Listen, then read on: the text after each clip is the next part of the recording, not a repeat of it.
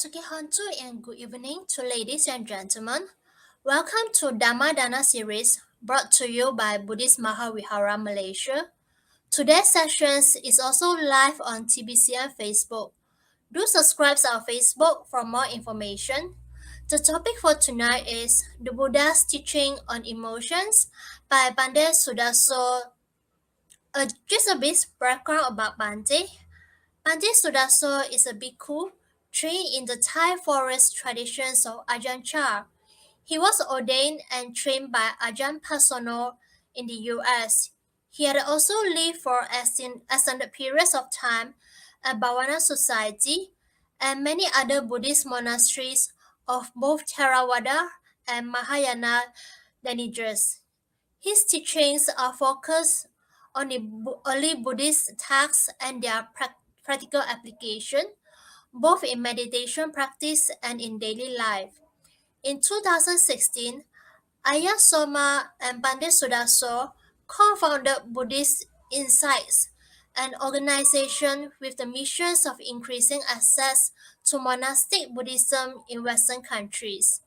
And 2019, they opened Empty Cloud Monastery, a gender-inclusive monastery right outside New York City, where Bhante Sudaso usually resides. Without further ado, let's invite Bhante to join us in our live sessions. Good morning, Bhante. Welcome to our Dhammadana series today. And over to you now. Okay, well, good evening, everyone, and good morning to those who are here in the United States. So we can begin with paying homage to the Buddha. So please join your hands in Anjali and bring up a mind of reverence for the Buddha. Namo tassa bhagavato arahato samma sambuddhassa. Namo tassa bhagavato arahato samma sambuddhassa. Namo tassa bhagavato arahato samma sambuddhassa. Buddhang dhammang sanghang namasami.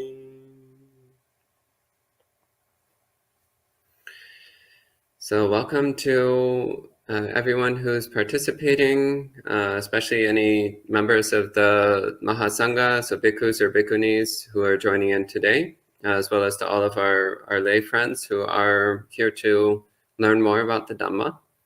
And special gratitude to all the people who run the Dhammadana program. It's a really wonderful service to be offering to the world.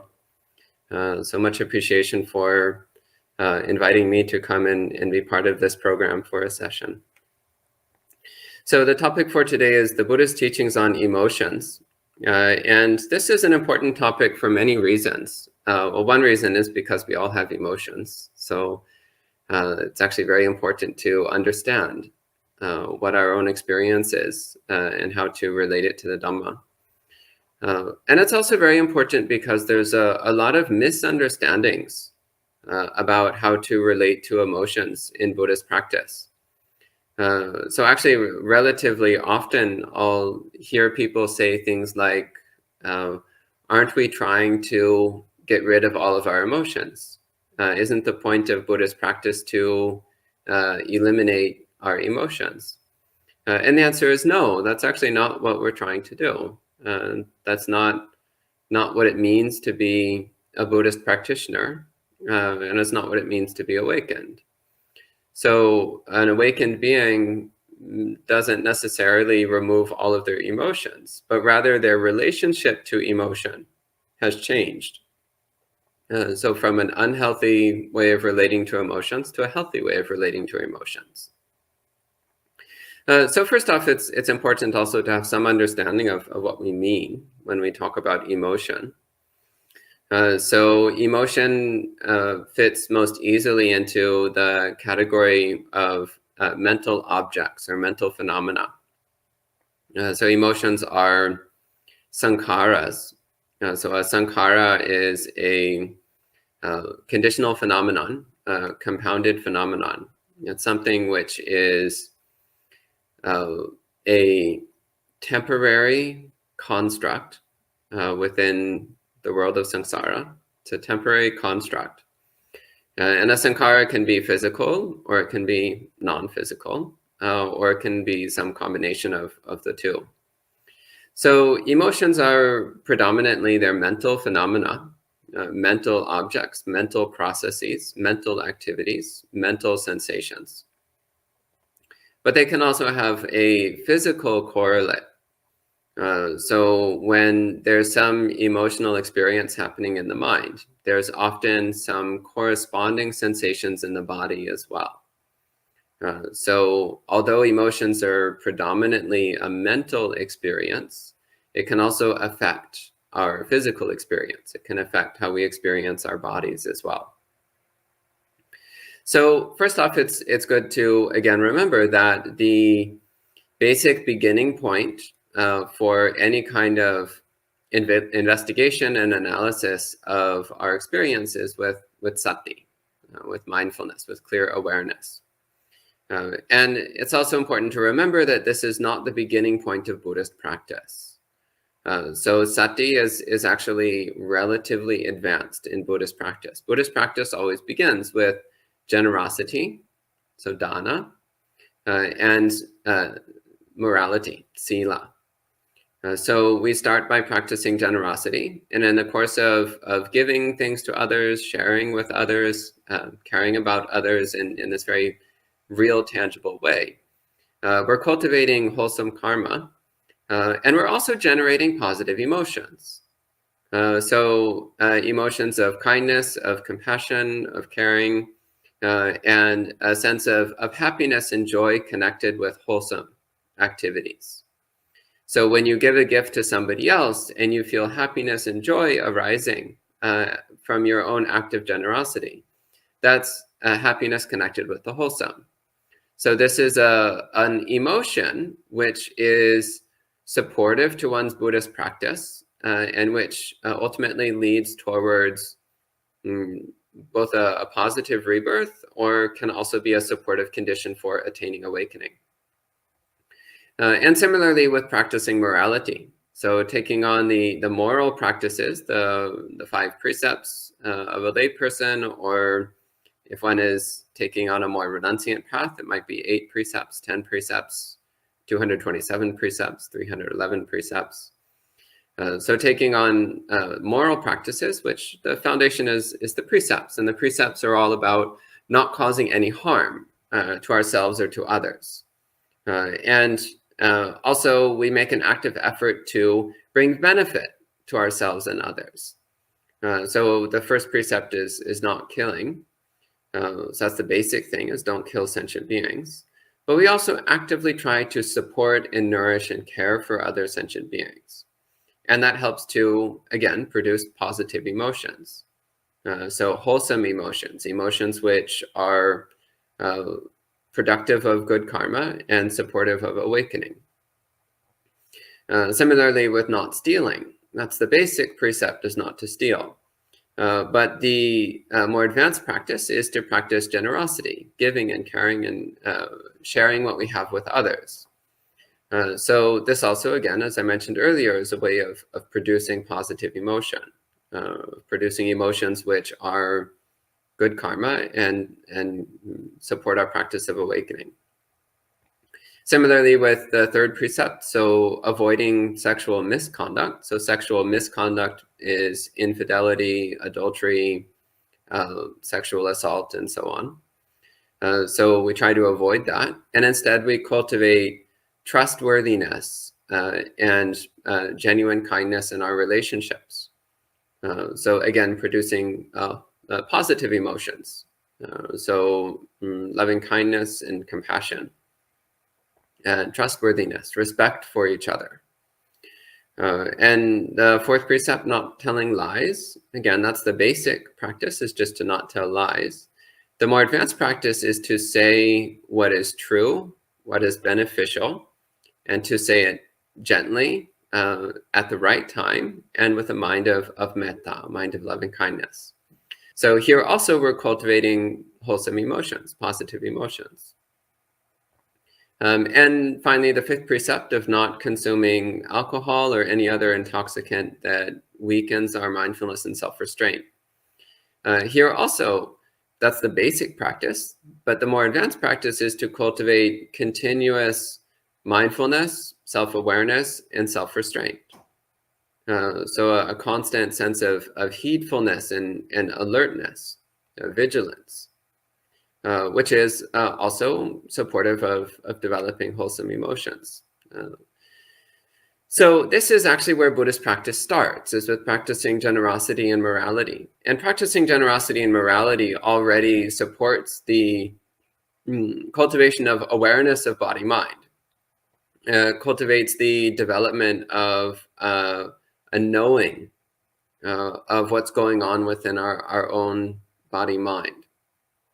And it's also already starting to train us in avoiding harmful mental patterns, because all of our activities come from mental patterns. So in order to kill something, you first need to have the mental impulse of wanting to kill. In order to steal something, there first has to be the mental impulse of wanting to steal, and so on. So it always starts in the mind. So in order to practice generosity and morality, one needs to have enough awareness of the mind that one recognizes the unwholesome impulses and can stop them before they turn into actions. And also enough self-control in order to intentionally generate positive emotions and manifest those through actions. So the practices of generosity and morality help to prepare the mind for deeper meditation and self-investigation, because it already cultivates a certain degree of mental and emotional self-awareness and self-control, which is, again, a very important part of our Buddhist practice. So then once the mind is well prepared through practicing generosity and morality, then we can start talking about, again, more advanced practices. Satipatthana, the establishment of mindfulness, which is one of the major frameworks that we use when we talk about self-investigation in Buddhism. So Satipatthana is divided into 4 categories, 4 domains of mindfulness. The first one is body, so our physical experience. The second one is sensation, in particular the sensations of pleasant, unpleasant, and neutral. And the third one is of the mind, so mindfulness of mind, observing the mind. So Chittanupassana means observing the mind, and this is the third Satipatthana. And this is where the observation of emotion starts to become very clearly mentioned as part of Buddhist practice. So in the description of Chittanupassana, for example, the Buddha says one knows a lustful mind as a lustful mind, or one knows a mind without lust as a mind without lust. One knows a hate-filled mind as a hate-filled mind, and one knows a hate-free mind as a hate-free mind, and so on. So this is the point of Satipatthana, of establishing mindfulness, where one has a clear knowing of one's own experience, of mental states, of mental phenomena, of mental patterns and qualities. So, and then for completeness, the fourth one is Dhammanupassana, so observing Dhammas, observing phenomena or mental objects in particular. But in terms of emotion, we're most particularly focused on this third Satipatthana. So this third Satipatthana is Chittanupassana. So observing the mind, observing the states of mind, the qualities and characteristics of mind. So in terms of emotion, the first thing is, again, to be aware. So when an emotion is happening in the mind, then to pay attention to your mind. Pay attention to what that emotion feels like, recognizing it for what it is. And so this doesn't mean that we immediately try to crush it. It doesn't mean that we ignore it or suppress it. But the first thing is to be clearly, fully aware. And for many people, this is actually very difficult. So many people have a very strong habit of ignoring their emotions. And the problem is that when you ignore the emotions, they still affect you. And they still affect how you speak, they affect how you act, they affect how you feel. But because you're ignoring them, you don't understand why you're acting in that way. You don't understand why you're speaking in that way or feeling that way. So the effect is still present, and it can be very strong, in fact. But because one is ignoring or suppressing one's emotional states, there's not an awareness of what to do about it. There's not an awareness of why we're having a unwholesome experience, unwholesome behavior, or unpleasant behavior. And therefore, there's not much that we can do. Whereas if one pays close attention to one's states of mind at all times, so always being clearly aware of one's emotional states, then one can recognize the emotional states as they appear, as they shift and change and eventually disappear. And therefore, one can be alert to how those emotional states are affecting the way we speak and the way we act, so that we can always keep ourselves practicing in line with the Dhamma. So if what's arising is an unwholesome emotion, then we can keep it from shifting our speech and actions towards the unwholesome. And if what's arising is a wholesome emotion, then we can use that to support our development of wholesome speech and wholesome activities. But it always starts with a clear self-awareness, a clear knowing of one's emotional states. And it's also important to recognize that emotional states predominantly are the result of past karma, so past actions, past activities that we've engaged in. So that builds up habits and patterns of emotional reactivity in the mind. So this means that at the moment when an emotional state occurs, the moment when it arises, it's a involuntary arising. It's an involuntary appearance. It's something which we're not doing deliberately, but rather it's something which appears based upon past causes and conditions. So as it arises, we can recognize, first off, this is the product of past causes and conditions. It's not necessarily something I'm doing right now.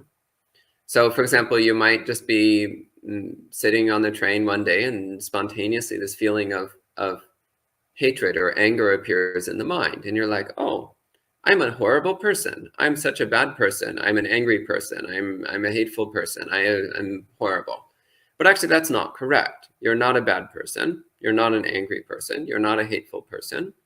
However, because of past causes and conditions, that emotional state is currently appearing in the mind. So it's happening involuntarily as a product of the past.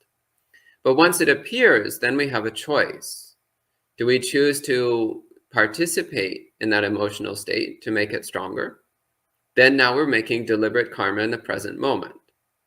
Or do we choose to express that emotion? Maybe through speaking in a hostile or unkind way to others. Well, again, that's karma. That's making an action in the present moment. It's producing karma in the present moment.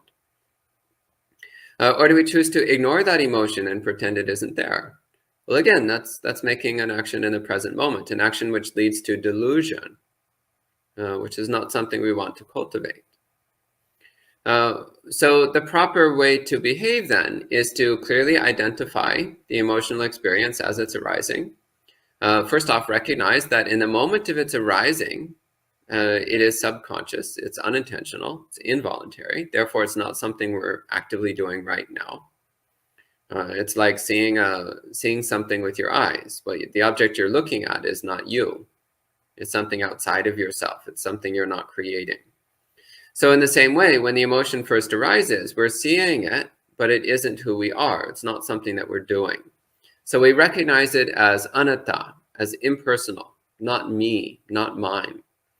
And in fact, it can be very helpful when an emotion appears in the mind. It can be very helpful to gently remind yourself, this is not me, this is not mine. This is not who I am. So that we were able to maintain a little bit of distance from it. Usually when an emotion arises, we immediately think, this is mine, this is me, this is who I am. But that's incorrect. The correct perspective is to see any emotional experience as, this is not mine, this is not me, this is not who I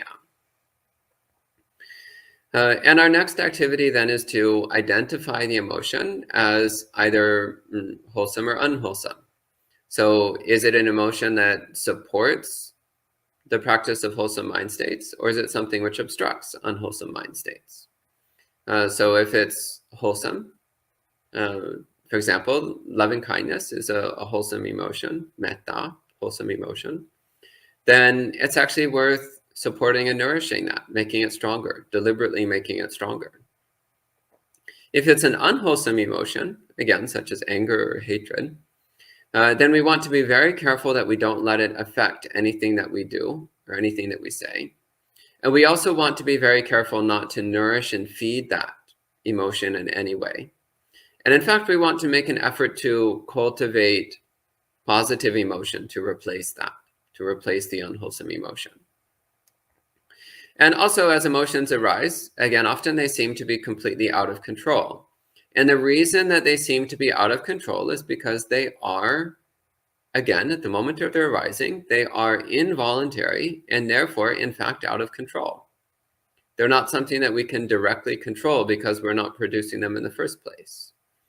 So when emotions arise, another thing that's very important is to recognize that they are constantly changing. So our emotional state is in a constant state of flux and change. It never remains exactly the same, even for a short period of time. It's always shifting and changing. And in fact, this is something which our language is simply incapable of expressing. So emotional experience has an incredible variety and range. And so we lump hundreds of distinct experiences. We lump them all under a single word, like the word love. We lump hundreds of emotional experiences under the single word love. Or sadness. Again, there's hundreds of distinct shades and varieties and flavors of sadness, but we just call all of them sadness. Well, it's not particularly accurate. When you pay close attention to your emotional states, then you'll recognize that they're always in shift and flux. And sometimes they're this way, and sometimes they're this way, and sometimes it's like this, and sometimes it's like that. So paying very close attention and recognizing that they're constantly changing.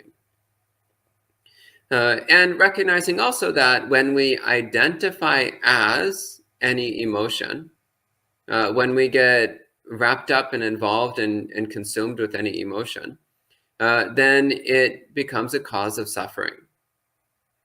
So when we participate in and identify as an emotional experience, when we think, this is me, this is who I am, this is what I am, I have to hold on to this and keep this because it's me. When we relate in that way, then we experience dukkha, experience suffering. So then again, relating to emotional states with the clear wisdom of knowing, first off, that this is the product of past causes and conditions. So at its first appearance, it's not necessarily something we're actively doing. Rather, it's something which is appearing on its own because of past causes and conditions. Just like a weed sprouting in your garden or a wildflower sprouting in your garden. It just comes up of its own accord when the conditions are right. And next, we identify it as anicca, dukkha, anatta. So it's constantly changing, shifting and altering. Even while it's present, it's constantly changing. And of course, it's sometimes an emotion is there and sometimes it isn't there. So it's anicca. And while it is there, you can observe this constant fluctuation, the constant flux of the emotion. So it's anicca, it's impermanent, it's constantly changing. It's temporary, it's unstable. And it's dukkha. So what makes it dukkha is that if we identify as the emotion, if we try to hold on to the emotion, if we get wrapped up in the emotion and we think the emotion is who we are, then that grasping causes us suffering. It causes us an experience of mental turmoil. So if you think I am my emotions, well, the problem is that emotions are unstable and disturbing and can throw you completely off balance. So it's very important that we don't identify as the emotions, but rather that we see them for what they are. So temporary, unsatisfying, and impersonal. So, and again, recognizing emotions as impersonal. This is not me. I am not this. This is not who I am. So this is not something that defines me. It's not something that controls me. It's just a temporary experience that's passing through the mind. But it's necessary to be clearly and fully aware of that experience so that it doesn't overwhelm us. It doesn't sweep us away. And this then can be a powerful basis for the development of insight. So through acknowledging our mental and emotional experience, so through acknowledging the mind states that we go through over the course of a day, we're cultivating an intense, clear awareness. And we're also becoming intensely clearly aware of one of the strongest bastions of self-identity. So our self-identity tends to be very deeply rooted in our subconscious mental activities and patterns, which includes a large part of our emotion. So through cultivating a clear awareness of our emotional states and recognizing them as anicca, dukkha, anatta, we're able to cut off a large portion of our self-identity, a large portion of our self-clinging, which keeps us caught in the cycle of birth and death, the cycle of suffering. And it's also important to be aware that the stabilization of mind, so the stabilization of mind through samadhi, so through cultivating concentration and unification of mind, is both supported by a wholesome relationship to one's emotions and also supports a wholesome relationship to one's emotions. So when the mind is very unstable and unsteady, so constantly being knocked around by different emotional states, then that makes it very difficult to concentrate, very difficult to steady and stabilize the mind. But through cultivating emotional self-awareness and recognizing these emotions as anicca, dukkha, anatta, then one can discover a haven of safety and stability within the mind. So like being in the eye of the storm. It's like all the storm is blowing around you, but right in the center, it's calm and peaceful. So in the same way, when you clearly see emotions as anicca, dukkha, anatta, and choose to not get involved in them, then that's like sitting right at that still point in the middle of the storm. So you can feel the emotions swirling around you like a storm, but the mind remains steady and calm and peaceful. So you don't need to destroy all emotion in order to enter deep samadhi. You simply need to learn how to be unaffected by the emotional states that are flowing through the mind. And learning how to be unaffected by them necessitates that one be clearly, fully, intensely aware of those emotional states. And again, you don't need to get rid of them in order to have a peaceful mind. You simply need to be unaffected by them. Again, like being in the eye of the storm, and the storm swirls around you but doesn't affect you. In the same way, you can watch the emotions swirling through the mind but not be affected by them. And then the mind can become unified in samadhi, become very stable and peaceful and still. And similarly, as one cultivates concentration, cultivates samadhi, cultivates this steady, unified, focused state of mind, then it becomes easier to recognize emotional states and not be swept away by them. And also one is cultivating a sense of stability, of steadiness, of immobility in the mind, so that then the swirling winds of emotion don't knock us off balance. So one of the images the Buddha uses in the suttas is like a tree. A young tree can be knocked over by the wind, but a stone mountain cannot. So when the mind is in samadhi, then it becomes like a stone mountain. So even the strongest wind will not knock over the mountain, won't be bent over or tossed around by the wind. So in the same way, when the mind is in concentration, it can't be knocked around or thrown off balance by even the strongest emotional winds.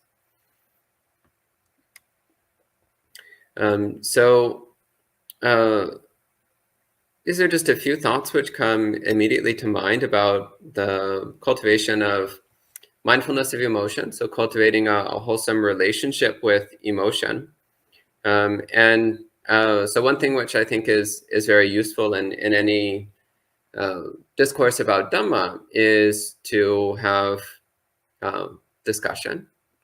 So to have questions and responses as a way of furthering things. So when one listens to a discourse on Dhamma, it's very easy to get all kinds of incorrect opinions about the Dhamma. It's very easy to get to misunderstand what's being said, or it's very easy to interpret things in a way which is not quite in line with the Dhamma. And that can all come out very clearly through the course of discussion. So actually the Buddha said that one of the karmic conditions for the arising of wisdom is that one asks questions to experienced contemplatives. So through asking questions to monks, then that creates the karmic condition for the arising of wisdom. And even if one thinks one understands a topic, it's still important to ask questions for further information, further clarification, and also to give oneself the opportunity to explore deeper into a subject. Actually, I've often found that one of the best ways to get a deeper understanding of a topic is to ask a question that you think you already know the answer to. And maybe you know the answer and maybe you don't. But through asking a question that you think you know the answer to, you might get answers which surprise you or which are off the line of what you were expecting. So I see there's a question already. So this question says, may I know what is the best way to control anger when someone said something untrue to me? So this is quite challenging. So the first thing, once again, is to be aware of your own emotional experience. So somebody says something to you which you believe is untrue. Well, first off, pay attention to your mind. So noticing what's coming up in the mind. So if a feeling of anger is arising, well, the first thing is to be aware that a feeling of anger is arising. So knowing that this is your experience. And it's important then to be very careful that you don't do anything which will strengthen that feeling of anger. And also that you don't do any activities which are based on that anger. So don't speak based on that anger.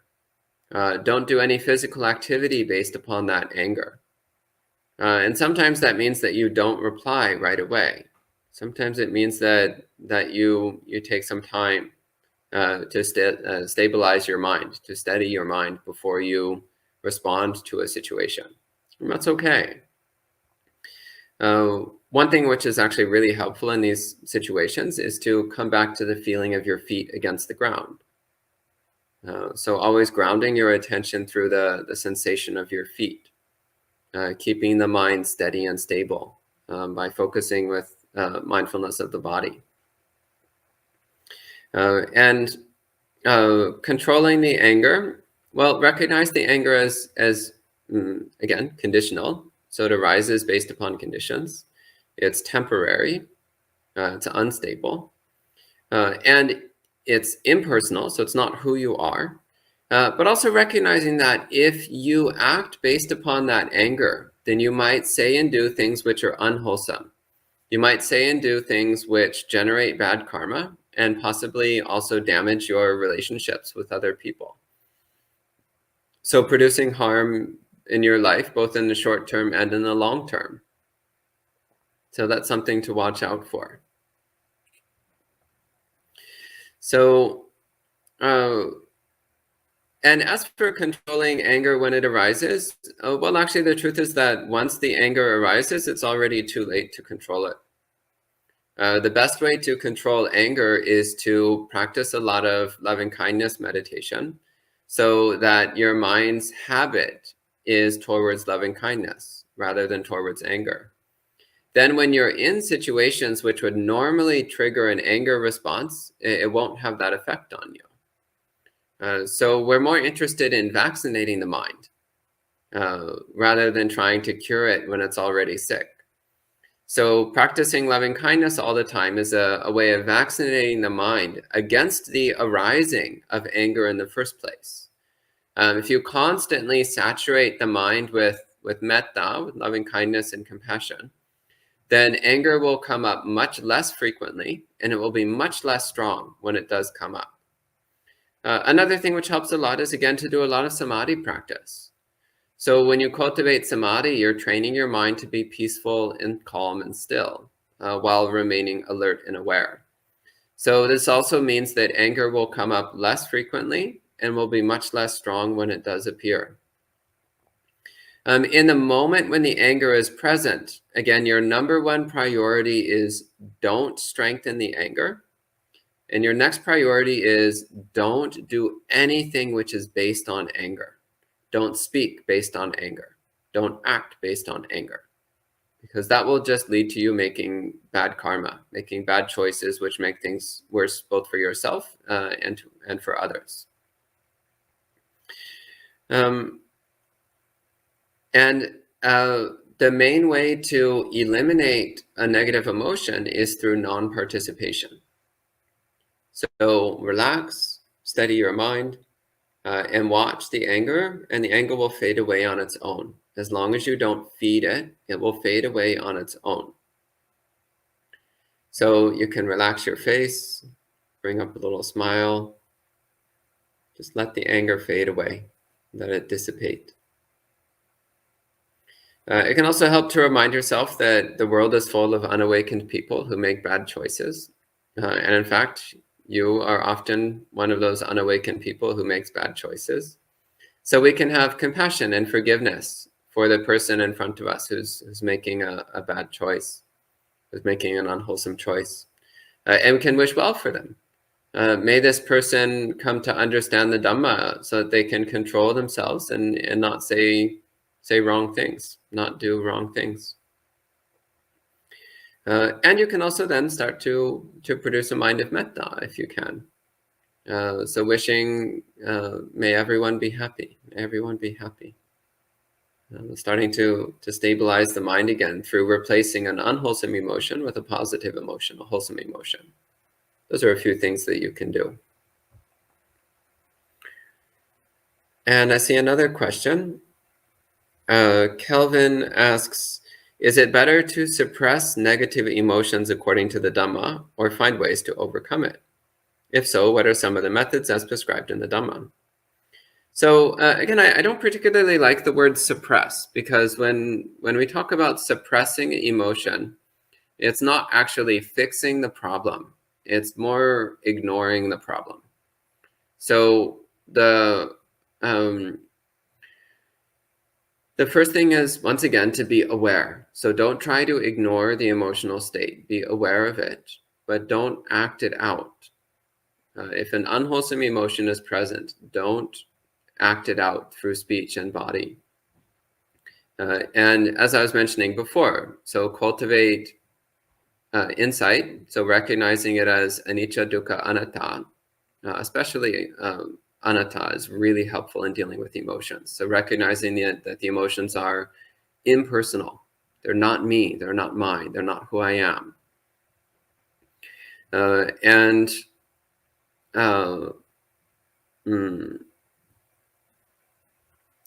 So recognizing it as anicca, dukkha, anatta, cultivating concentration, so practicing mindfulness of the body to steady and stabilize the mind. And again, this is not suppressing the emotion. You're actually still maintaining awareness of the emotion, but you're directing your attention towards steadying awareness on mindfulness of the body. So then through non-participation, the emotion will fade away on its own. And even if the emotion doesn't fade away immediately or quickly, because we're not participating in it, then we're not generating any bad karma. So an emotion appearing in the mind does not mean that you are actually creating bad karma in that moment. Just like if you hear somebody talking, that doesn't mean that you are talking. It just means that you hear something. In the same way, if you notice an emotion appearing in the mind, that doesn't mean that you are doing it. It just means that an emotion has appeared in the mind.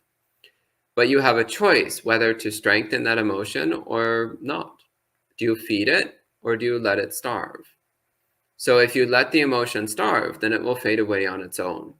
And even while it's present, it's not something that you're doing.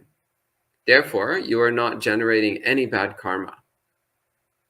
But you need to have a very strong, sharp, and clear self-awareness to be clear that you aren't strengthening the emotion. Usually when an emotional state persists in the mind for a long period of time, it's because we're feeding it.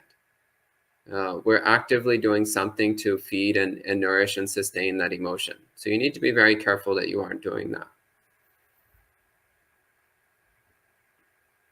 And Rachel says, does it mean that unexpected emotions are predominantly past karmic actions? How do we handle at the present moment without generating new karmic actions? Yes. So when an emotion first appears, it's the product of past karma. It's not necessarily something that you're doing at that moment. It might be, which again is why you need to pay clear attention to your own mind, because we do have the ability to intentionally generate an emotion in the present moment. We can do that.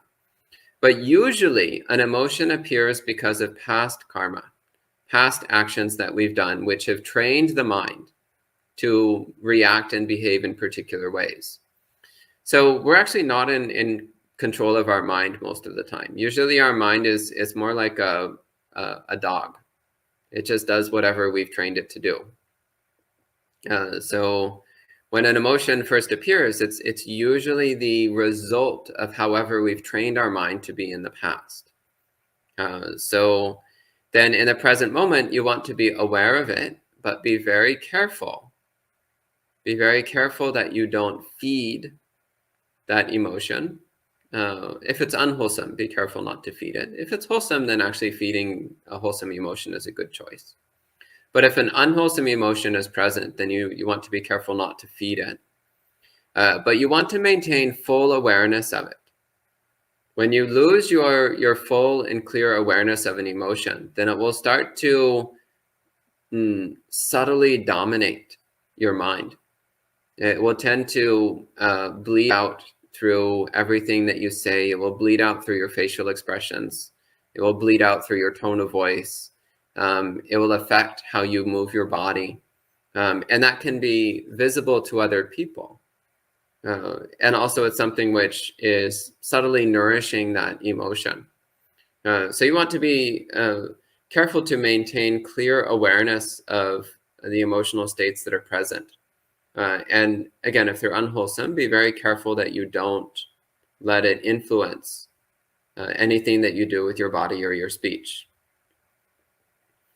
Instead you want to generate new karma, which is wholesome. So deliberately doing wholesome things with body, speech, and mind. So building new habits of mind. So when an unwholesome emotion appears, it's the result of having made not so good choices in the past, generated bad mental habits in the past. And so now we need to change that. So it's a constant process of training and developing the mind, of training the mind to always be in wholesome states and reducing the occurrence of unwholesome states. And Janaki says, the best way according to Dhamma to handle emotions, whether good or bad, is to become aware of it, but without personalizing the emotion, correct? Neither responding nor reacting, so that no karma is generated. Yeah. So again, when we talk about emotions, I think good or bad is a little too narrow of a way of talking about it. I prefer to talk about it as wholesome and unwholesome, and actually neutral. A lot of emotion is simply neutral. So aware of it without personalizing it, that's very important. Not responding or reacting, also important. And then to deliberately produce karma, which is wholesome. So remembering that in every moment we have the ability to decide what we're going to do with our mind. We have the ability to choose how we're going to shape and direct and train our own mind. So you always want to shape the mind to point towards awakening and not towards anything else. You always want to direct the mind along the course of the wholesome and not along the course of the unwholesome. By the way, I should also say a little bit more about some emotions which are, again, they're not particularly wholesome or unwholesome necessarily, but which can be the product of past actions. So for example, sadness or grief, it's usually the product of past clinging, past attachment. So when we want things to be a particular way and they go otherwise, then it's normal for sadness or depression or irritation or grief to appear in the mind. So at the time of that arising, you can recognize, oh, this is natural. Of course, this is what's going to happen. For example, if you're very attached to a person and then that person suddenly passes away, well, it's normal that grief and sadness are going to appear in the mind. So you recognize, oh, this is perfectly natural. This is perfectly normal. This is completely expectable. It's not surprising at all that this sadness and grief is appearing in the mind. And it's also impersonal. It's not me. It's just a natural product of cause and effect. And there's no need for me to actively participate in and strengthen this grief, this sadness. Rather, I can watch it as it passes through the mind and recognize it as a natural product of cause and effect. And Kelvin says, so it's much like the Four Noble Truths of emotion exists. It has a cause. Bad emotions will cease and good will increase when you perform positive actions on it. I mean, I wouldn't necessarily try to map it directly on the Four Noble Truths in that way. So the Four Noble Truths are about dukkha. And emotions are not inherently dukkha in the sense of being inherently painful. But emotions are dukkha in the sense of being inherently unsatisfying. When we cling to them, then they become suffering. So remember that the Buddha said panchupadana kanda dukkha. He did not say panchakanda dukkha. And he further clarifies this in, I believe it's the Mahavedala Sutta, but I'd have to look it up. Pretty sure it's the Mahavedala Sutta, where the Buddha, he says, somebody asked the Buddha, are the five khandhas dukkha? And the Buddha replies, no, it's the upadana, it's the grasping and clinging, which is the dukkha. The five khandhas are just the five khandhas, that's all. But when we have grasping, clinging, desire, attachment in relationship to the five khandhas, then that is the dukkha. So emotion is part of this. So again, emotion is part of the five khandhas. So it most easily fits under the fourth khandha of sankhara. So emotion is not itself painful. It's not itself suffering. But when there's grasping and clinging and delusion in relationship to emotion, then that is suffering. That is dukkha. So this actually touches on the two slightly different uses of the word dukkha in the Pali language. Actually, there's more than two uses, but we'll focus on two for now. So one is dukkha in the sense of pain, suffering, misery in general. And the other is dukkha in the sense of that which is a cause of suffering, that which is capable of producing suffering. So, for example, when the Buddha says "Sabbe sankhara dukkha," this doesn't mean that all things are inherently painful, but rather it means that all things are capable of producing pain when they're grasped at in the wrong way by the mind. So that's a different way of understanding what the word dukkha is meaning in this case. So similarly, emotions are not dukkha in the sense of being inherently painful, but they are dukkha in the sense that they are capable of producing suffering when we have grasping and misunderstanding of them.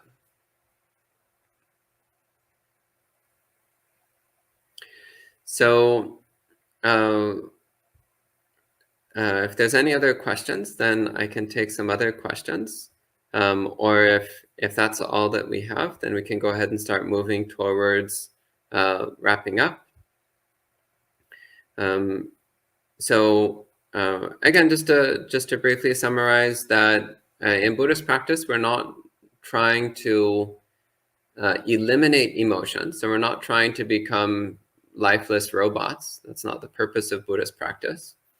But rather, we want to start with a clear awareness of our emotional states, whatever they might happen to be, an understanding of the causal basis for emotions, understanding that emotions come and go based upon cause and effect, an understanding of the three characteristics, that emotions are all impermanent, impersonal, unsatisfying, not our true self, not who we are.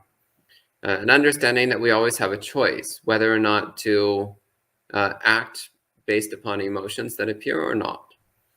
So through cultivating the Noble Eightfold Path, we're not necessarily destroying our emotional conditions, but rather we're learning how to identify them and relate to them wisely.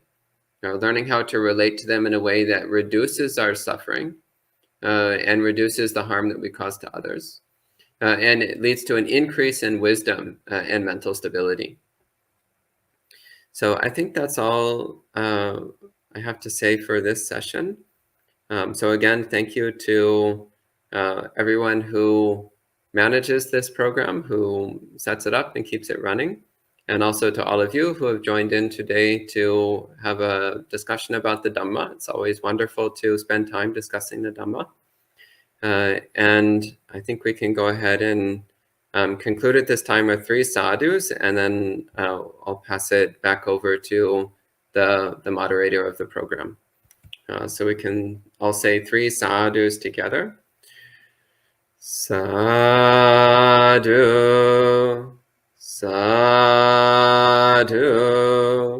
sadhu.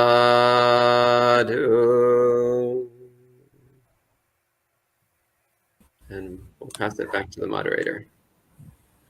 Thank you so much, Bhante, for sharing us the Dhamma for tonight and also answering all questions from our audience. We would like to invite Bhante to conduct Anumodana. So at this time, I'll chant just a short blessing for all of you. So as I do this chant, you can focus on the goodness in your own heart. So the sense of happiness and peace that comes through practicing the Dhamma, through cultivating an understanding and experience of the Dhamma. And you can also dedicate these blessings to any loved ones in your life, whether living or departed, and to all sentient beings. Sabba roga vinimuto, sabba santa bhavajito, sabba viramate kanto nibuto chatuvam bhava. Sabitiyo vivajantu, sabba rogo vinasatu. Mati bhavadvandarayo sukhi dikayuko bhava. Abhivadana sili sanichang punta pachayino. Chandaro dhamma vantanti ayuvanno sukhang. Balang bhavatu sabba mangalang rakhantu sabba devata. Sabbabuddhanubhavena Suddhaso bhavantu te. Bhavatu sabbamangalang rakantu sabbadevata.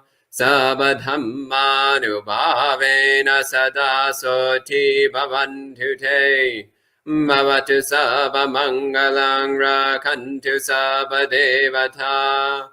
Sabbasanghano bhavena sada soti bhavantu te.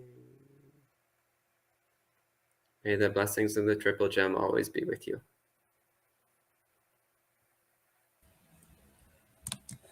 Thank you so much, Bhante, again.